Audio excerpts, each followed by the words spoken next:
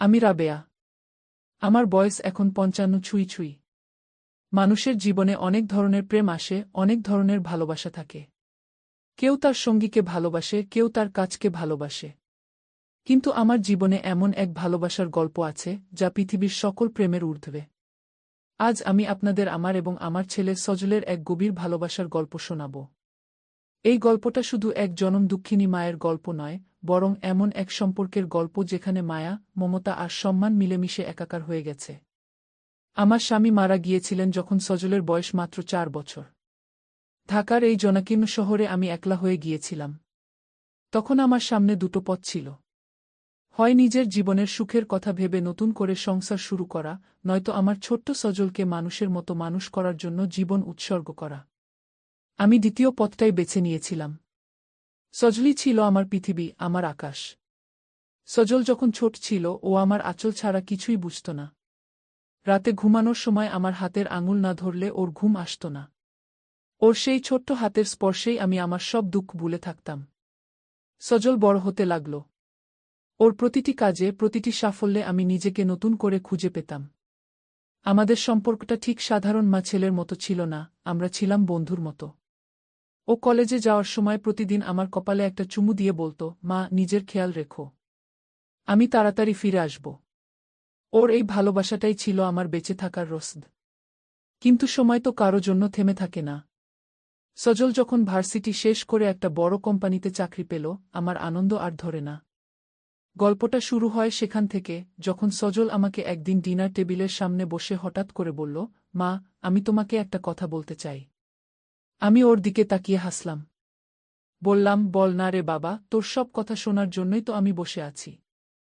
সজল কিছুটা ইতস্তত করে বলল, মা, অফিসে আমার অনেক কলিগ আছে, অনেকের সাথে পরিচয় হয়। কিন্তু দিন শেষে যখন ঘরে ফিরি, তখন তোমার এই শান্ত মুখটা না দেখলে আমার সব ক্লান্তি দূর হয় না। জানো মা, অনেকেই আমায় বিয়ের কথা বলে, কিন্তু আমি বুঝতে পারি না যে তোমাকে ছাড়া অন্য কাউকে আমি আমার এই ভালোবাসার ভাগ দেব কিভাবে। আমার মনে হয় পৃথিবীতে তোমার মতো পবিত্র আর সুন্দর আর কেউ নেই।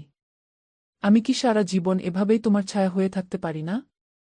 ছেলের মুখে এই কথা শুনে আমার চোখে পানি চলে এসেছিল। আমি ভাবলাম, সজল হয়তো আবেগী হয়ে এই কথা বলছে। আমি ওর মাথায় হাত বুলিয়ে দিয়ে বললাম, পাগল ছেলে।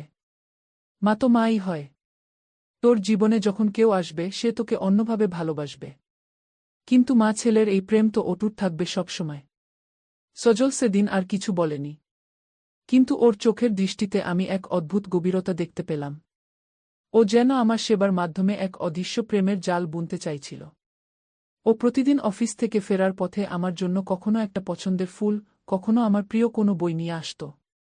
ও জানত আমি রবীন্দ্রসঙ্গীত পছন্দ করি। ও মাঝে মাঝে অফিসের কাজ শেষ করে ল্যাপটপ বন্ধ করে আমার পাশে এসে বসত এবং মোবাইলে গান বাজিয়ে আমরা একসাথে চুপচাপ বসে থাকতাম। আমাদের মধ্যে কথা হতো না অনেকক্ষণ, কিন্তু নিস্তব্ধতার মাঝেও যেন এক বিশাল হৃদয়ের লেনদেন চলত। সজলের এই অতি যত্ন মাঝে মধ্যে আমাকে ভাবিয়ে তুলত। ও যেন আমাকে ছাড়া আর কিছুই চেনে না। পাড়ার লোকেরাও বলাবলি করত, রাবেয়া ভাবি, আপনার ছেলে তো দেখি আপনাকে চোখে হারায়। এমন সন্তান আজকালকার যুগে পাওয়া ভার। আমি মনে মনে গর্বিত হতাম, আবার ভয়ও পেতাম যে সজল কি নিজের জীবনের ব্যক্তিগত সুখের কথা একেবারেই ভুলে যাচ্ছে। একদিন সজল অনেক রাত করে অফিস থেকে ফিরল। ওর শরীরটা খুব খারাপ ছিল। জ্বরে গা পুড়ে যাচ্ছিল। আমি যখন ওর কপালে জলপট্টি দিচ্ছিলাম, ও ঘুমের ঘোরেই বিড়বিড় করে বলছিল, মা, তুমি আমায় ছেড়ে কখনো কোথাও যাবে না তো? আমি তোমাকে ছাড়া বাঁচব না। ওর সেই আর্তনাদ আমার বুকটা চিরে দিচ্ছিল। আমি ওর হাত শক্ত করে ধরে মনে মনে বলছিলাম, না রে বাবা, আমি কোথাও যাব না। আমি তোর পাশেই আছি। সেই রাতে জ্বরের ঘোরে সজল আমার হাতটা ওর কপালে চেপে ধরে রেখেছিল। ওর সেই স্পর্শ আমাকে মনে করিয়ে দিচ্ছিল ওর শৈশবের কথা। সেই একই আকুতি, সেই একই নির্ভরতা। বড় হয়ে সজল যেন আবার সেই ৪ বছরের শিশুটি হয়ে গেছে। আমি সারা রাত ওর শিয়রে বসে থাকলাম।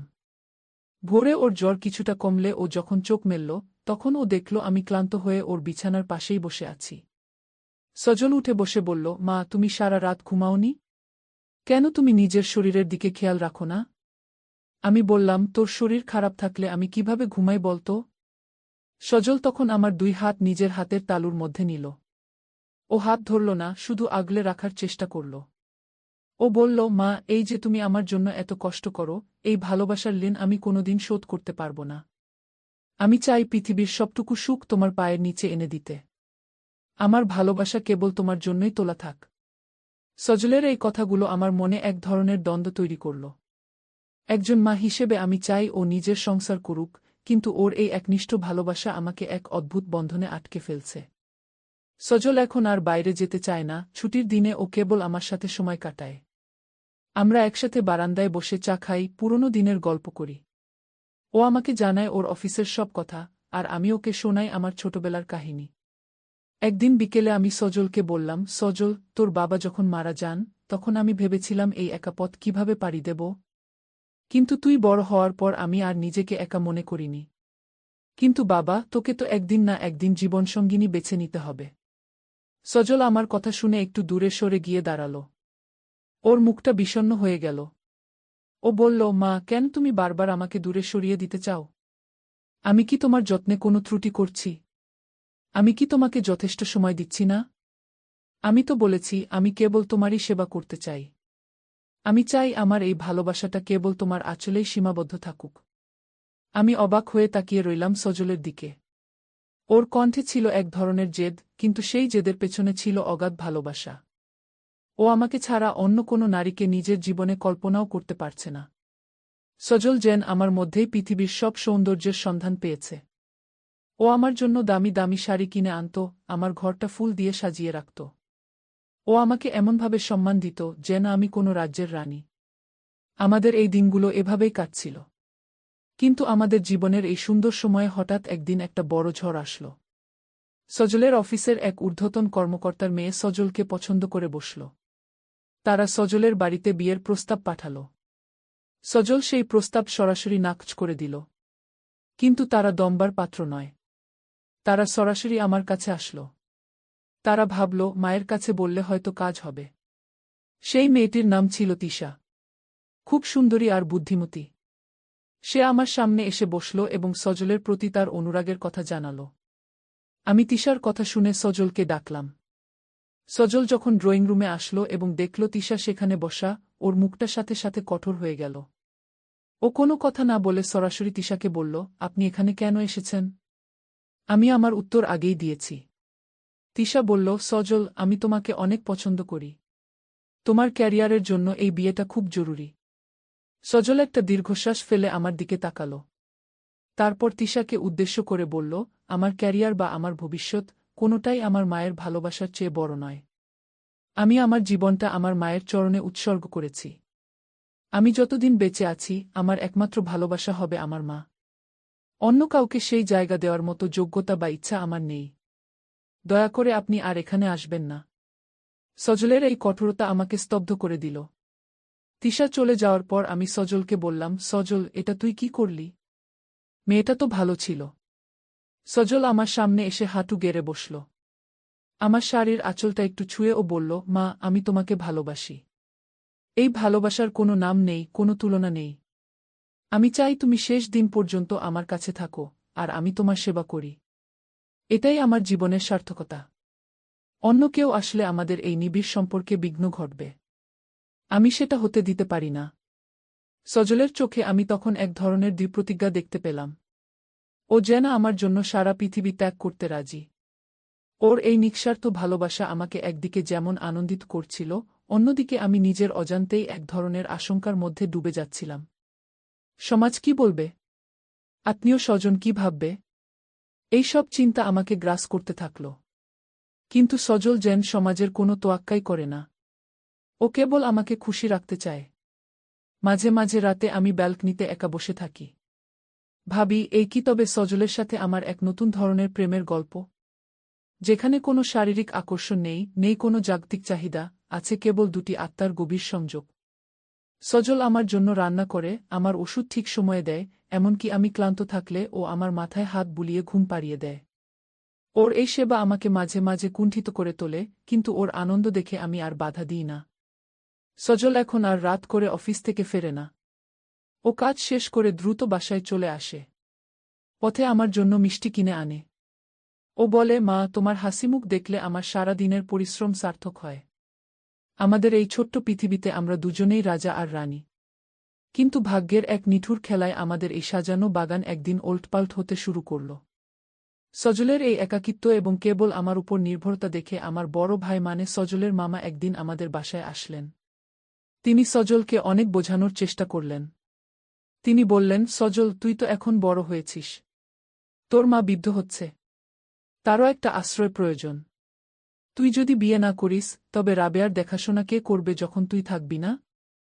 সজল মামার কথার কোনো উত্তর দিল না। ও কেবল আমার দিকে তাকিয়ে রইল। ওর দৃষ্টিতে ছিল এক অদ্ভুত আত্মবিশ্বাস। ও যেন বলতে চাইছিল, মা, আমাদের আশ্রয় আমরাই। মামা চলে যাওয়ার পর সজল আমাকে নিয়ে দূরে কোথাও ঘুরতে যাওয়ার পরিকল্পনা করল। ও বলল, মা, চলো আমরা কিছুদিনের জন্য শহর থেকে দূরে কোথাও চলে যাই, যেখানে শুধু তুমি আর আমি থাকব। প্রকৃতির মাঝে আমরা আমাদের মতো করে সময় কাটাব। আমি রাজি হলাম। আমরা একটা পাহাড়ি এলাকায় গেলাম। সেখানে একটা ছোট্ট কটেজে আমরা থাকতাম। ভোরের আলো যখন পাহাড়ে পড়ত, সজল আমাকে হুইল চেয়ারে বসিয়ে আমার পায়ে ব্যথা থাকায় পাহাড়ের দৃশ্য দেখাত। ও আমার প্রিয় কবিতাগুলো পড়ে শোনাত। সেই দিনগুলো ছিল স্বপ্নের মতো। সজল যেন আমার সেই হারানো যৌবন ফিরিয়ে দিচ্ছিল ওর ভালোবাসার মাধ্যমে। ও আমার প্রতিটি চাওয়াকে নিজের জীবনের ব্রত করে নিয়েছিল। কিন্তু পাহাড় থেকে ফেরার পথে আমাদের গাড়িতে এক বড় ধরনের যান্ত্রিক ত্রুটি দেখা দিল। নির্জন পাহাড়ি রাস্তায় আমরা আটকে গেলাম। বৃষ্টির ঝাপটায় চারদিক অন্ধকার হয়ে আসল। সজল একা গাড়ি ঠিক করার চেষ্টা করছিল, আর আমি ভেতরে বসে দোয়া করছিলাম। সজল ভিজে একাকার হয়ে যাচ্ছিল, কিন্তু ওর একটাই চিন্তা ছিল, আমি যেন ভিজে না যাই। ও নিজের জ্যাকেট খুলে আমার গায়ে জড়িয়ে দিল। সেই বৃষ্টিস্নাত রাতে সজল আমার হাত ধরে বলেছিল, মা, যদি আজ আমাদের কিছু হয়ে যায়, তবে মনে রেখো, আমি তোমাকে পরকালেও খুঁজে নেব। আমাদের এই পবিত্র প্রেম যেন অমর হয়ে থাকে। আমার চোখে জল আসল। আমি সজলকে জড়িয়ে ধরলাম। সজল সেদিন অনেক কথা বলেছিল। ও বলেছিল কিভাবে ছোটবেলা থেকে ও আমাকে দেখে দেখে বড় হয়েছে, কিভাবে ও আমাকেই ওর আদর্শ মানত।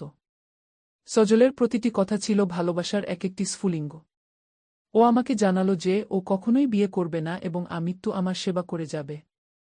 ও বলে, মা, তুমি আমার জীবন। আর জীবন তো একটাই হয়। বাড়ি ফিরে আসার পর সজল আরও বেশি শান্ত হয়ে গেল। ও এখন শুধু অফিসের কাজ আর আমার সেবা নিয়েই থাকে। আমাদের বাড়ির চারপাশটা ও সুন্দর বাগান দিয়ে সাজিয়ে তুলেছে।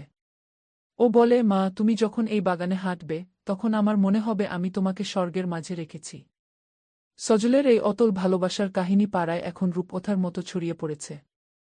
সবাই এখন বুঝতে পারে যে সজলের জীবনে প্রেম এসেছে ঠিকই, তবে তা কোনো সাধারণ প্রেম নয়। এ এক চিরন্তন এবং অলৌকিক ভালোবাসা। মা আর ছেলের এই সম্পর্কের রসায়ন দেখে অনেকে অবাক হয়, অনেকে আবার শ্রদ্ধায় মাথা নত করে।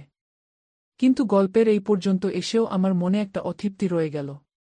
আমি কি সত্যিই সজলের জীবনে সুখ আনতে পেরেছি? নাকি আমার এই স্নেহের বন্ধনে আমি ওকে বন্দী করে রাখছি? সজল কি পারবে সারা জীবন এভাবে কাটাতে? এইসব প্রশ্নের উত্তর খুঁজতে খুঁজতে সময় বয়ে যাচ্ছে। সজল আর আমার ভালোবাসা এখন এক নতুন উচ্চতায় পৌঁছেছে। আমাদের এই শান্ত জীবনে হঠাৎ করেই একদিন সজলের এক পুরনো বন্ধু আমাদের বাসায় আসল। সে সজলের অনেক দিনের বন্ধু, নাম তার রনি। রনি সজলের এই পরিবর্তন দেখে খুব অবাক হল। সে আমার সাথে একান্তে কথা বলতে চাইল। সে আমাকে যা বলল তা শুনে আমার পায়ের নিচের মাটি সরে গেল। রনি জানালো যে সজলের এই আচরণের পেছনে এক গভীর কারণ লুকিয়ে আছে যা সজল আমাকে কোনোদিন বলেনি। আমি রনিকে জিজ্ঞেস করলাম, কি সেই কারণ রনি? সজল কেন নিজেকে এভাবে আটকে রাখছে? রনি দীর্ঘশ্বাস ফেলে বলল, খালাম্মা, সজলের ডায়েরি আমি একবার ভুল করে পড়ে ফেলেছিলাম। সজল আপনাকে কেবল মা হিসেবে নয়, ওর জীবনের একমাত্র ভালোবাসার প্রতীক হিসেবে মানে। ও মনে করে আপনি ওর জন্য যে ত্যাগ করেছেন, তার বদলে ও যদি নিজের পুরো জীবন আপনার সেবায় বিলিয়ে না দেয়, তবে ও নিজেকে ক্ষমা করতে পারবে না। ও নিজেকে অপরাধী ভাবে যদি ও অন্য কাউকে ভালোবাসে। ওর এই প্রেম আসলে ওর অনুতাপ আর শ্রদ্ধার এক মিশ্রণ। রনির কথাগুলো আমার কানে বারবার বাজতে লাগল। সজল কি তবে আমার প্রতি কেবল দায়িত্ব থেকে এগুলো করছে? নাকি সত্যিই ও আমাকে এতটা ভালোবাসে?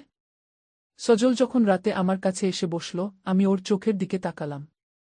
সেখানে কোনো অপরাধবোধ ছিল না, ছিল কেবল স্বচ্ছ ভালোবাসা। আমি বুঝতে পারলাম, রনি যা-ই বলুক না কেন, সজলের এই ভালোবাসা আমার জন্য এক আশীর্বাদ। সজল আমার কপালে হাত দিয়ে দেখল আমার জ্বর আসছে কিনা। ও বলল, মা তুমি আজ খুব চিন্তা করছো কেন? আমি তো আছি। আমি সজলের হাতটা ধরলাম। ওর হাতের তালুটা আজ খুব শীতল। আমি বললাম, সজল তুই কি সুখী রে বাবা? সজল হাসল। সেই ভুবন ভোলানো হাসি। ও বলল, মা পৃথিবীর সবচেয়ে সুখী মানুষের নাম হল সজল, কারণ তার কাছে তার মা আছে। আমি প্রতিদিন ঘুম থেকে উঠে তোমার মুখ দেখি, এর চেয়ে বড় পাওনা আর কি হতে পারে? সজলের এই কথা শুনে আমার সব সংশয় দূর হয়ে গেল। আমি বুঝতে পারলাম, আমাদের এই ভালোবাসা কোনো সংজ্ঞায় সীমাবদ্ধ নয়। এটা এক শাশ্বত সত্য। আমরা দুজনে মিলে যে জগৎ তৈরি করেছি সেখানে কোনো দুঃখ নেই, নেই কোনো পাওয়া না পাওয়ার বেদনা। সজল এখন আমার জন্য এক নতুন বাড়ি তৈরির পরিকল্পনা করছে। ও চায় সেই বাড়িতে একটি বড় লাইব্রেরি থাকবে যেখানে আমি আমার পছন্দের বই পড়ব। ও চায় সেই বাড়ির বারান্দা থেকে সূর্যাস্ত দেখা যাবে।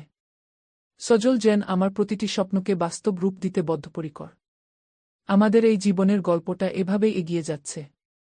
মা আর ছেলের এই প্রেম এখন আমাদের এলাকার মানুষের কাছে এক দৃষ্টান্ত। সজল আমাকে ছাড়া যেমন অসম্পূর্ণ, আমিও সজলকে ছাড়া তেমনি নিঃস্ব। আমরা একে অপরের পরিপূরক। আমাদের এই ভালোবাসার কথা যখন লোকে বলে, তখন আমার বুকটা গর্বে ভরে ওঠে। আমি এক জননী যে তার সন্তানের হৃদয়ে প্রেমের সিংহাসনে বসে আছে। সজল আজ অফিস থেকে ফেরার সময় একটা শিউলি ফুলের মালা নিয়ে এসেছে। ও জানে আমি শিউলি ফুলের ঘ্রাণ খুব পছন্দ করি।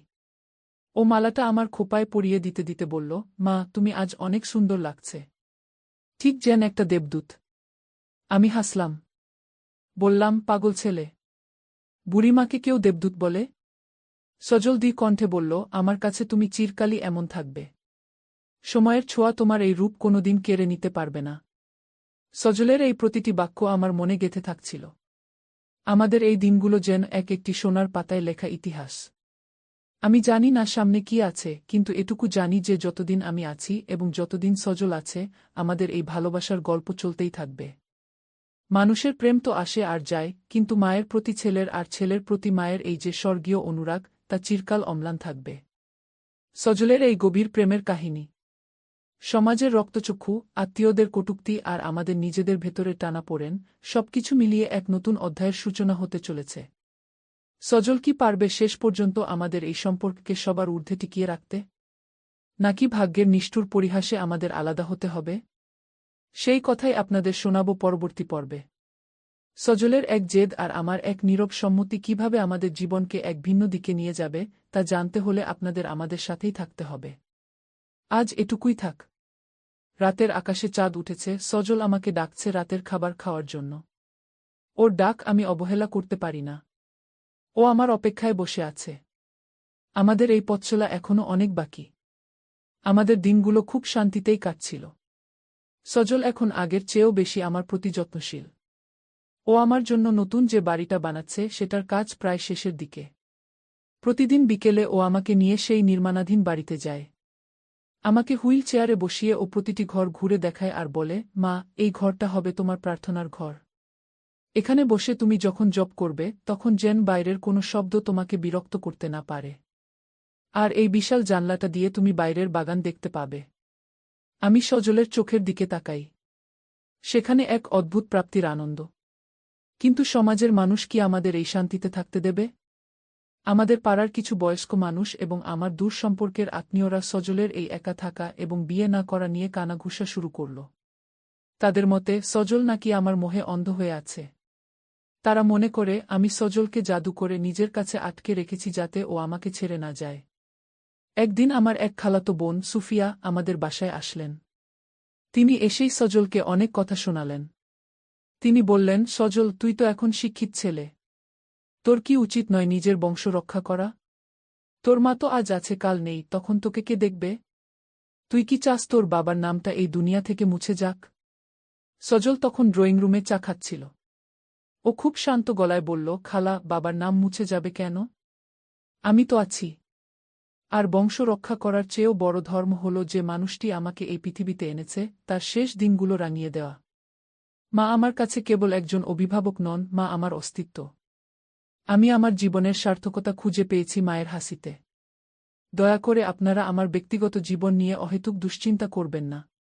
সুফিয়া খালা রাগে গজগজ করতে করতে চলে গেলেন। তিনি যাওয়ার আগে আমাকে বলে গেলেন, রাবেয়া, তুই তোর ছেলেকে ধ্বংস করছিস। এই পাপের বিচার হবে। খালা চলে যাওয়ার পর আমি খুব ভেঙে পড়লাম। আমি কাঁদতে কাঁদতে সজলকে বললাম, সজল, তুই কি সত্যিই আমার জন্য নিজের জীবনটা নষ্ট করছিস বাবা? আমি তো তোকে কোনোদিন বলিনি যে তুই বিয়ে করিস না। আমি তো চাই তুই সুখী হস। সজল আমার সামনে এসে বসল। ও আমার চোখের পানি মুছিয়ে দেওয়ার ভঙ্গি করল, কিন্তু স্পর্শ করল না। ও সফটলি বলল, মা, সুখের সংজ্ঞা এক এক জনের কাছে এক এক রকম। কারো কাছে সুখ মানে নতুন সংসার, কারো কাছে সুখ মানে অনেক টাকা। কিন্তু আমার কাছে সুখ মানে হলো এই যে তুমি আমার সামনে সুস্থভাবে বসে আছো। আমি যখন ছোট ছিলাম, তুমি কি নিজের কথা ভেবেছিলে? তুমি চাইলে তো তখন অন্য কারো হাত ধরতে পারতে। কিন্তু তুমি তা করনি। তুমি তোমার সবটুকু আমাকে দিয়েছ। আজ যখন আমার দেওয়ার পালা, তখন তুমি কেন একে ধ্বংস বলছো মা? এটা তো আমার কৃতজ্ঞতা প্রকাশের এক পবিত্র মাধ্যম। সজলের এই যুক্তিগুলো এতটাই জোরালো ছিল যে আমার আর কিছু বলার থাকত না। কিন্তু বিপত্তি ঘটল অন্য জায়গায়। সজলের অফিসের সেই তিশা মেয়েটি আবার ফিরে আসল। এবার সে একা আসেনি, তার সাথে ছিল এক মানসিক রোগ বিশেষজ্ঞ। তারা দাবি করল যে সজলের এই আচরণ নাকি স্বাভাবিক নয়। তারা বলতে চাইল সজল এক ধরনের মা-কেন্দ্রিক মানসিক সমস্যায় ভুগছে। ওরা আমাদের বাসায় এসে যখন এই কথাগুলো বলল, সজল হো হো করে হেসে উঠল। ও বলল, ভালোবাসাকে আজকাল মানুষ মানসিক রোগ বলে চালিয়ে দিতে চায়। যে সমাজে বৃদ্ধাশ্রম ভরে যাচ্ছে মা বাবাদের ভিড়ে, সেখানে একজন ছেলে তার মায়ের সাথে থাকতে চাইলে সেটা রোগ হয়ে যায়। আপনাদের আধুনিক বিজ্ঞান হয়তো অনেক কিছু বোঝে, কিন্তু হৃদয়ের টান বোঝে না। তিশা অনেক চেষ্টা করল সজলকে বোঝাতে। সে বলল, সজল, আমি তোমাকে ভালোবাসি। আমি কথা দিচ্ছি, বিয়ের পর আমি তোমার মায়ের যত্ন নেব। আমরা সবাই মিলে একসাথে থাকব। সজল তিশার দিকে স্থির দৃষ্টিতে তাকাল। তারপর বলল, তিশা, ভালোবাসা মানে সমঝোতা নয়। আপনি আমাকে নয়, আমার ক্যারিয়ার আর সৌন্দর্যকে পছন্দ করেছেন। আর আপনি বলছেন মায়ের যত্ন নেবেন? যে মানুষটি তার নিজের মাকে বৃদ্ধাশ্রমে পাঠিয়ে আমার সাথে সংসার করতে চায়, তার মুখে এই কথা মানায় না। আমি জানি আপনি আপনার মাকে কোথায় রেখেছেন। তাই দয়া করে ভালোবাসার অভিনয় বন্ধ করুন। তিশা লজ্জিত হয়ে চলে গেল। সজলের এই তীক্ষ্ণ পর্যবেক্ষণ আমাকে অবাক করল। সজল আমাকে ছাড়া অন্য কারো মানসিকতা খুব সহজেই ধরে ফেলতে পারে। ওর এই তীক্ষ্ণতা কেবল আমার প্রতি ওর ভালোবাসার কারণেই তৈরি হয়েছে। ও চায় না কোনো মেকি ভালোবাসা আমাদের এই পবিত্র আঙিনায় প্রবেশ করুক।